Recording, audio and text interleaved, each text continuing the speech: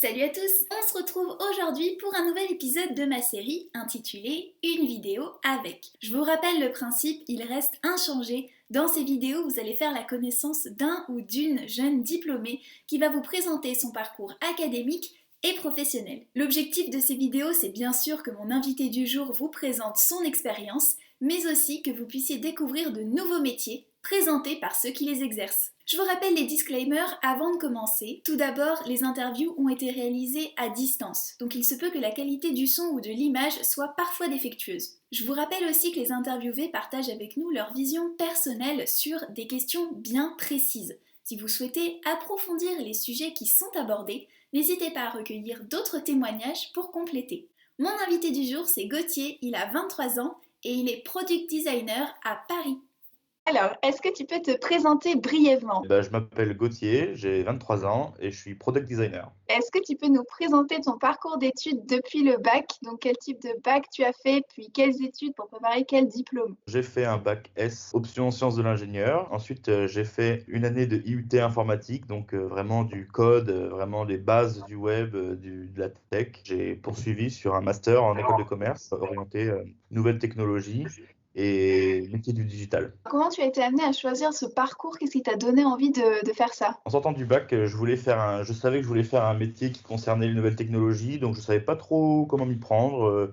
J'ai pris un IUT informatique parce que je me suis dit que j'étais déjà un peu passionné, c'était déjà un peu mon truc, donc sans trop savoir ce que j'allais faire, je suis allé dans cet IUT. Au final, même si j'ai appris des choses, ça m'a pas vraiment plu. J'ai vite compris que les métiers de débouché de l'IUT, c'était pas des métiers que je voulais faire. Donc, je me suis dit, faut que je change d'études, il faut que je garde il faut que je garde du digital, des nouvelles technologies parce que c'est ce que j'aime, mais il faut que je l'équilibre plus avec, par exemple, des notions de commerce, des notions de stratégie, des notions de conception. Et donc là, le master que je viens de terminer, donc à Neoma Business School, le nom du programme c'est TEMA.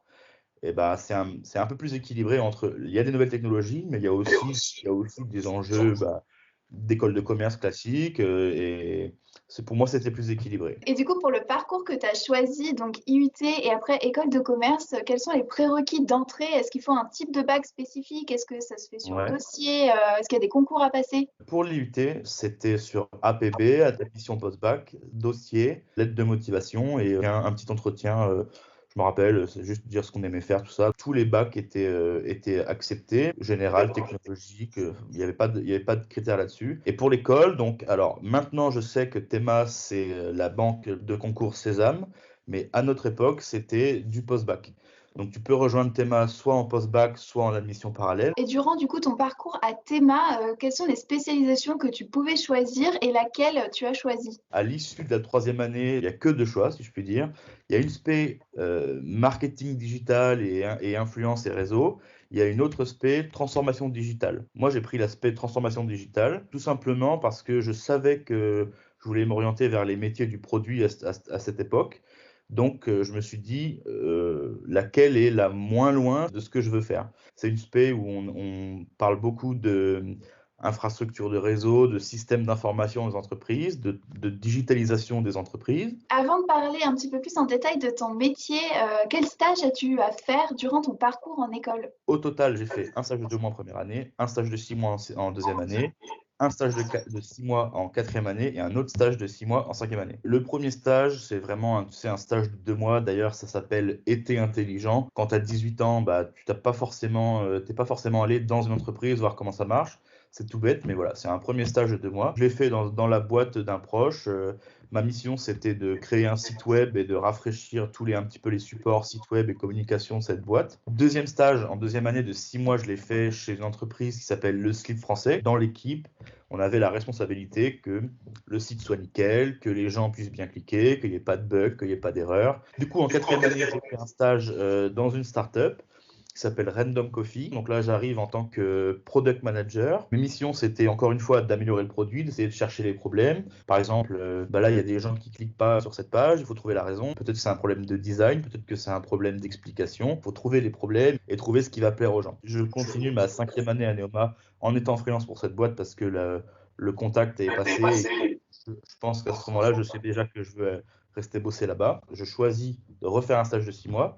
dans cette boîte. C'est là vraiment que je deviens product designer. Et depuis, je suis toujours product designer embauché dans cette boîte. On va passer maintenant à la partie où tu vas nous parler de ton métier de product designer un petit peu plus en détail. Donc, est-ce que tu peux nous l'expliquer de manière très simple pour qu'on comprenne un petit peu plus Ouais. ce que c'est finalement un product designer? Product designer, dans le sens français, ça veut dire concepteur de produit. Si on veut la faire très simple, je suis concepteur logiciel. Moi, mon métier, c'est de faire en sorte que l'application, elle soit nickel. Il y a deux grandes phases dans le métier, la discovery et la delivery. La première phase du boulot, c'est de découvrir, c'est de chercher ce qu'on peut mieux faire. Soit c'est des retours utilisateurs directs, c'est des gens qui utilisent la solution qui me disent ah là j'ai pas réussi à faire ça ou ah ça serait bien si on peut faire ça. Donc ça on le prend en compte pour améliorer le produit. Mais il y a aussi, il faut que nous on aille chercher les pistes d'amélioration pour que les gens restent sur l'application, qu'ils l'utilisent de plus en plus et qu'ils l'adoptent tout simplement. Et ensuite, il y a vraiment la phase de tous les jours, la delivery. Les fondateurs de la boîte définissent un cap. Ils disent là, on voudrait que dans 6 mois, on puisse faire ci, on puisse faire ça sur l'application.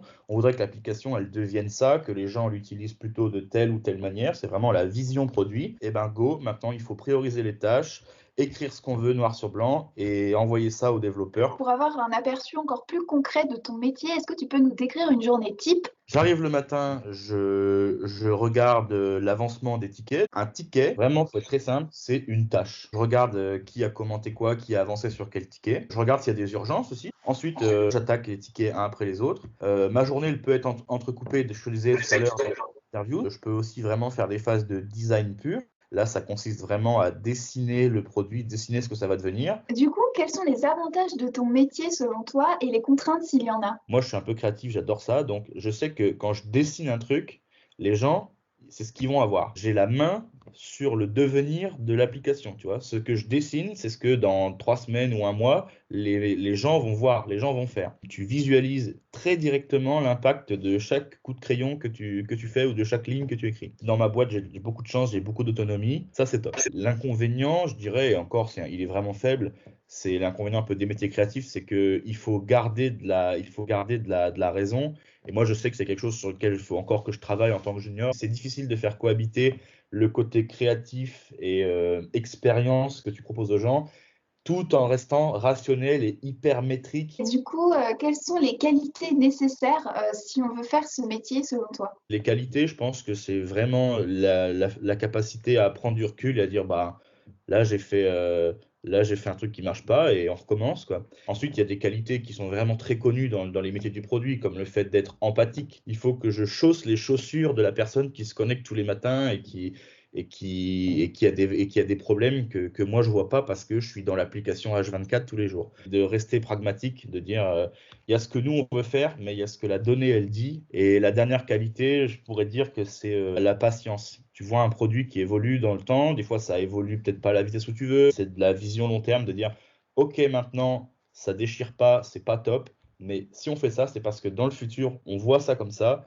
et ça va être que mieux dans le futur. Et quelles sont les pistes d'évolution de carrière quand on est product designer? Donc, dans les métiers du produit, tu as des catégories de métiers. Tu as des product owners, des product managers, des product designers. On va dire sont hiérarchiquement à peu près au même niveau. Pour un product designer comme moi, les pistes d'évolution, c'est soit le côté vraiment produit, recherche et stratégie, soit le côté conception design. Donc, généralement, quand tu es product designer, tu choisis une de ces deux branches pour te spécialiser. Donc, tu peux devenir chef de produit ou head of product dans les startups, c'est pareil. Quand tu choisis vraiment le côté produit, stratégie, vision, mais tu peux aussi devenir, par exemple, head of design ou chargé de la conception. Et tu peux même devenir chef du design du produit. Tu vois, dans plein de boîtes, c'est un peu différent, mais pour résumer, quand tu es product designer et que tu montes en grade, que tu commences à avoir des équipes ou quoi, soit tu rentres vraiment dans le produit, dans la vision, soit tu rentres vraiment dans le design et la conception. Dans les deux cas, tu as une équipe avec des designers et des product managers. Et du coup, est-ce que tu as des conseils pour des personnes qui souhaiteraient suivre la même voie que toi? Je pense que les qualités que j'ai citées sont importantes, que ce soit pour être product designer ou même elles sont valables aussi pour tous les métiers du produit. Moi, ce que je conseille, et c'est ce qu'on fait au quotidien, c'est tester, tester, tester. Donc, en fait, il faut essayer. Moi, je conseillerais vraiment les métiers du produit, surtout dans les premiers stages, parce que c'est des stages généralement très polyvalents, qui sont réputés pour le fait de toucher à beaucoup de choses, de voir beaucoup de choses, et pour leur fait d'avoir un pied vraiment dans beaucoup de services. Il y a énormément de ressources en ligne, il y a des très bons blogs, des très bons podcasts, il y a des très grosses boîtes qui mettent des ressources en ligne super. Spotify, Dropbox, Airbnb, Google, elles ont toutes des blogs dédiés au design et aux produits. Il y a plein d'écoles, même françaises, qui se mettent à en faire parce que les métiers du produit, il y en a de plus en plus. C'est comme les métiers de la tech. Si on commence à comprendre que c'est vraiment ce qu'on veut faire, il y a vraiment des tonnes de ressources à voir. Et après, on peut se spécialiser dans des stages comme Product Manager. Et ça n'empêche pas du tout, j'en suis la preuve, de changer après, de Product Manager à Product Designer. C'est très facile de naviguer dans l'ensemble des postes du produit avant de se fixer. Si tu veux trouver les métiers du produit et des stages, tu vas sur des très très bons sites comme Welcome to the Jungle, tu tapes juste Product dans la barre de recherche et tu vas voir Product Manager, Designer, Product, ce que tu veux. Et la vérité, c'est que, comme je disais, la base des métiers est commune, donc quelle que soit la porte d'entrée que tu prends, tu pourras toujours changer, comme je te disais. Il n'y a pas de prérequis en termes de skills plus que ça pour faire du produit. Moi, je viens de business school. Il y a énormément de mecs qui viennent d'école tech. Il y a énormément de mecs qui viennent de fac. Franchement, il n'y a aucune barrière à ce niveau-là. Du coup, si les étudiants qui nous regardent ont plus de questions sur ton expérience et ton parcours, est-ce qu'ils peuvent te contacter et si oui, comment? Oui, il n'y a pas de souci. J'ai pas de 15 ans d'expérience, mais je suis ravi de répondre aux questions. Donc, n'hésitez pas à me contacter sur mon LinkedIn, par exemple. Il n'y a pas de souci, on discutera. Ok, super. Je mettrai le lien de ton LinkedIn dans la description de la vidéo. Merci beaucoup, Gauthier. Et voilà, cette vidéo est maintenant terminée. J'espère qu'elle vous a plu. N'hésitez pas à me poser toutes vos questions en commentaire. On se revoit très vite et en attendant, gardez le cap!